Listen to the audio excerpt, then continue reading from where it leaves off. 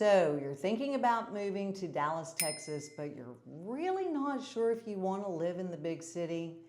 In this video, we're going to go through 7 suburbs that are just east of the Dallas area. And we're going to talk about the population of those cities. We're going to talk about the school ratings, the median household income, the cost of the housing. And I'm going to give you a sense of the vibe of those cities and one pro and one con for each of the suburbs. So let's get after it right now.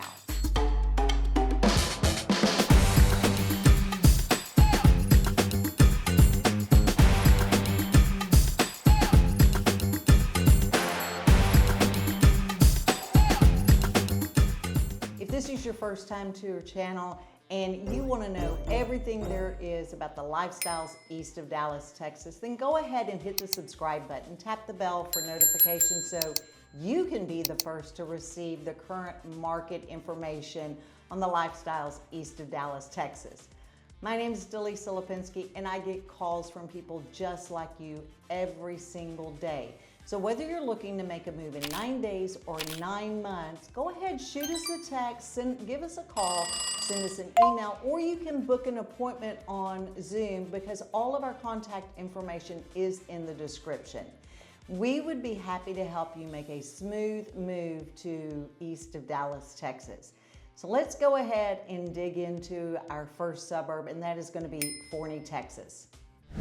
Okay, so Forney, Texas is located southeast of Dallas, and the current population is hovering right around 40,000, and the school system gets an A- rating according to greatschools.com. The median housing costs around $297,000, and the median household income is just at $96,000. 73% of the residents of Forney actually do own their home.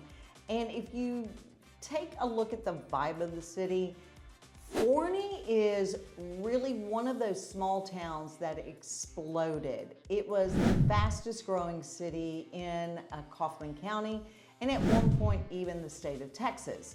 So while you can still find some rural areas, it's getting harder and harder to find, and we're seeing that they are really getting a lot of the conveniences that you would have if you were closer into the Dallas area. Typically, we're seeing young professionals and young families that are moving out to Forney that are working not so much necessarily in the Dallas area, but a little bit east of Dallas. So if we were to consider what one of the pros is, and that would really be that they still have parts of the Forney area that are rural or somewhat rural, but those are quickly diminishing.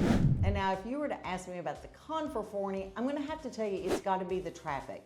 Because of their explosion in growth, it's been very hard for them to keep up with the infrastructure. And Highway 80, which is a 2-lane highway going in and out of Forney, really does get backed up with traffic. And it almost doesn't matter what time of day because there is a lot of traffic that's going out to that area. All right, so let's take a look at suburb number 2, and that is going to be Rockwall, Texas. Rockwall, Texas is located 25 miles due east of Dallas, straight out I-30. And their school system has an A+ rating.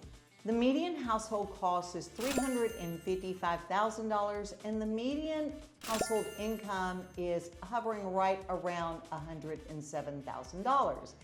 And 76% of residents own their homes in the Rockwall area. All right, so if I were to describe the vibe of Rockwall, I really think of 2 things. Number one is it is a very small, tight-knit community. It is maintained a lot of the sense of the small town, but then you also have that lake life, which is huge here in Rockwall since we are right here on the lake. Now the pro is, once again, that lake life. Because of us being right here on Lake Ray Hubbard, you have the Harbor Entertainment District, which has a lot of cool restaurants with outdoor seating. There are concerts on the lake during the summer months.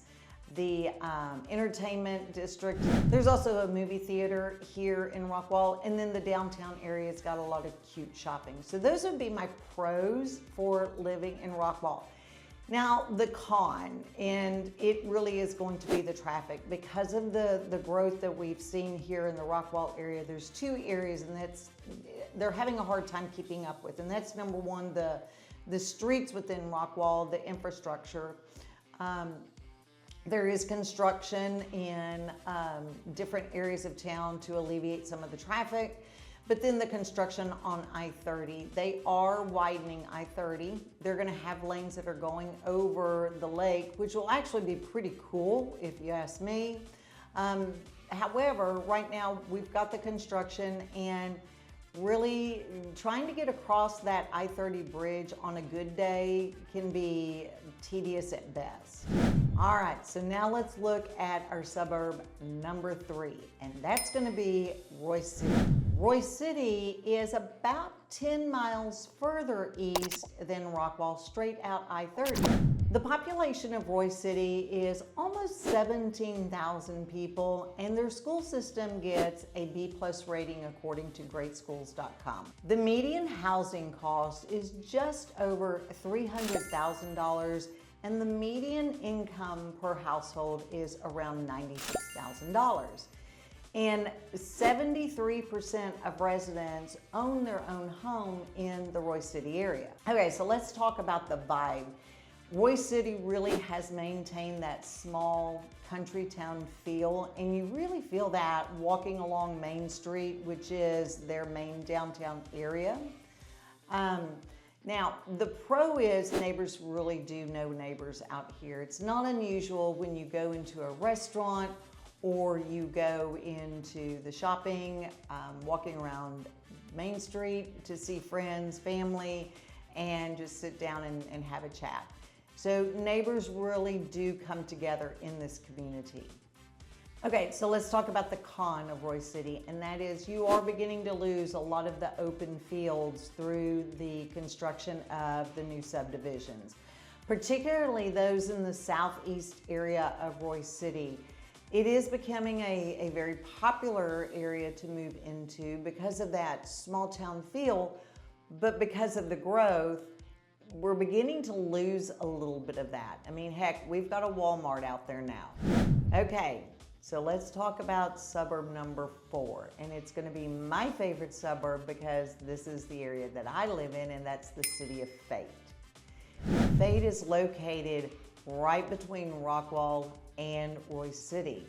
And it's really kind of hard to tell you their school district rating because it depends on where you live in Fate on which school district you're going to attend. Part of Fate will go to Royse City ISD, which has a B+ rating, and then part of Fate will attend Rockwall ISD, which has an A+ rating.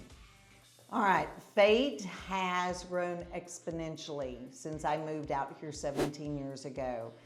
When I moved out here, the population was 4,997,000.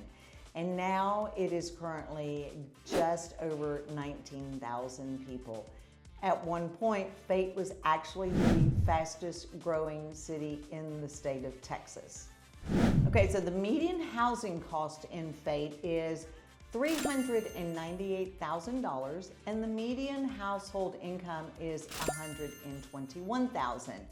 90% of residents actually own their home in Fate, and part of that is because there really aren't any apartment complexes to speak of.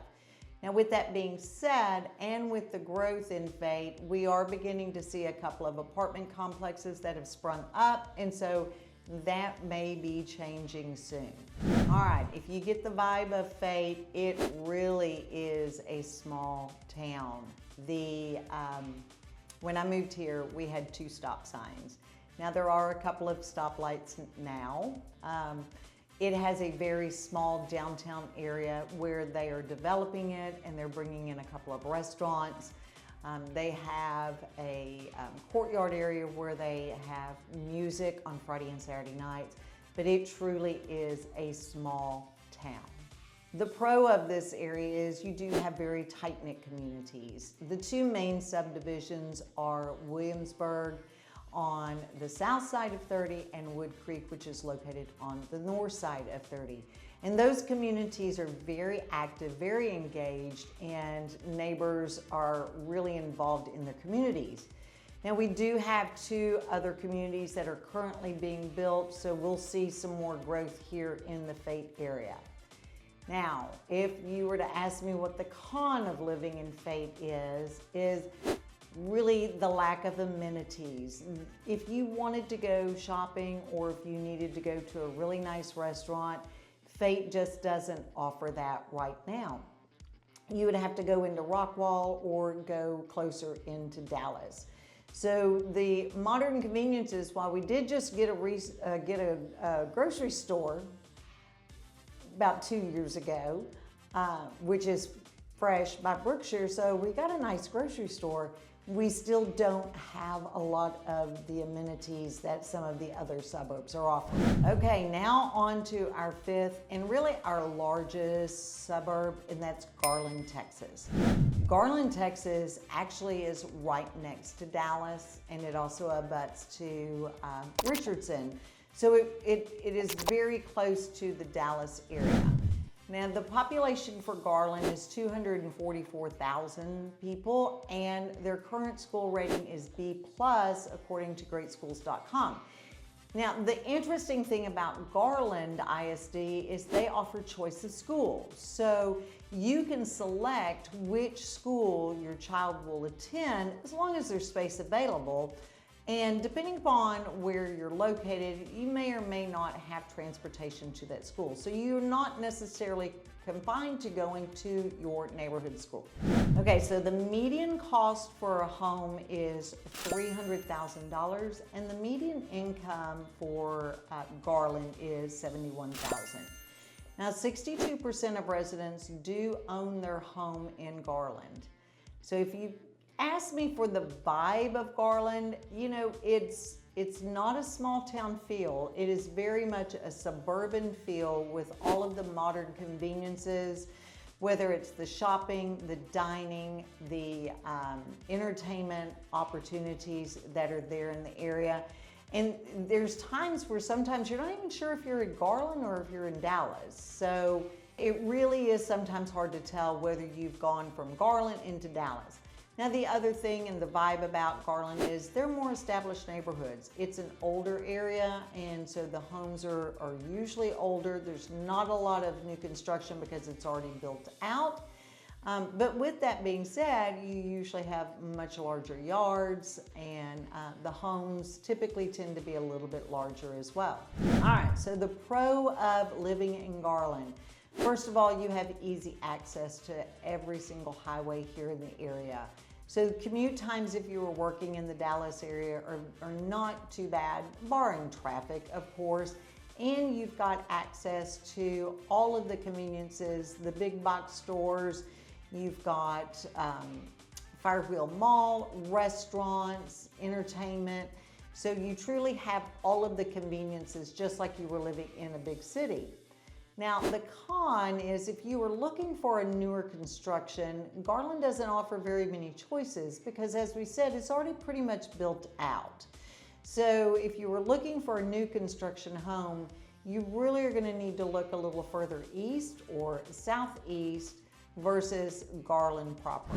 All right, so now let's talk about suburb number 6, and that is Wylie, Texas. Wylie is located northeast of Dallas, and it's about 45 minutes northeast. And the unique thing about Wylie is it's actually situated between two lakes, Lake Lavon and Lake Ray Hubbard. The current population of Wylie is just at 57,000, and their school system gets an A rating through greatschools.com. The median house costs approximately $399,000, and the median household income is $107,000. 77% of residents own their home in Wylie. And if you were to ask me about the vibe, it's really kind of a sprawling suburban feel. They've got a very quaint, historic downtown area. They do still have a lot of open spaces, and they are known for their parks, their abundance of their parks and their outdoor activities. So the pro for me, for Wiley, is that it really is situated between the two lakes, Lake Lavon and Lake Ray Hubbard. And we do love our lake life here east of the Dallas area. Okay, so the con. If you are working in Dallas or any area close to the Dallas area, your travel times are really going to suffer. If you're working in Plano, there are a couple of ways you could get to off of 544, which is Parker Road. But if you are working in the Dallas area, you're going to have to go down 78.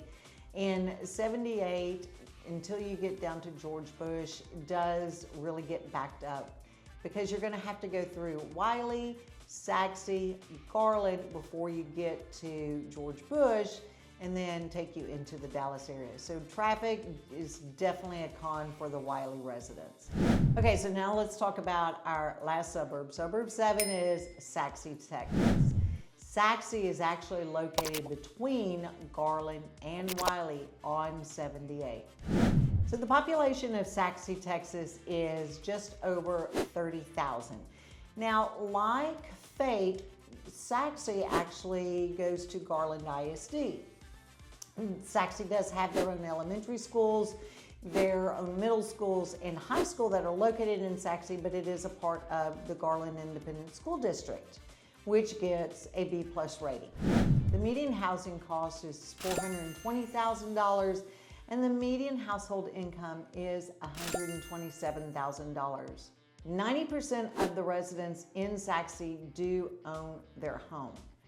All right, so let's talk about the vibe for Sachse. And this one's a little, for me, this one was a little difficult because Sachse really is so close to Garland, so close to Wiley. When you're going through Sachse, you don't get a real distinct feel of going through that community. Now, it is really popular with families that want to be close to all the activities that are offered in the cities, but don't necessarily want to live in the cities. So you get a lot of that suburban feel with all of the modern conveniences right there. Okay, so let's talk about the pro for living in Sachse, and that is easy access to 190, which will give you quick access to Plano, Richardson, Dallas, and it really will take you into any of the major surrounding areas and, of course, Dallas itself. All right, so the con is you really are losing that small town feel that Sachse held for such a long time. Because it is so close to Garland and so close to Wiley, you really don't have a differentiated line from where you're crossing in from Garland to Sachse. It literally is at one red light, and then all of a sudden you're in Sachse. But a lot of times you just feel like you're just continuing on into, Garland a little bit deeper or into Wiley. So that is going to be the con is I think that Sachse to me is losing a little bit of that identity of being that small town. All right, so I hope this helped you get a little better feel for some of the suburbs that are east of the Dallas area. If you're thinking about moving to the area or you want more information about the suburbs east of Dallas, please feel free to reach out because we are happy to help you make a smooth move east of Dallas.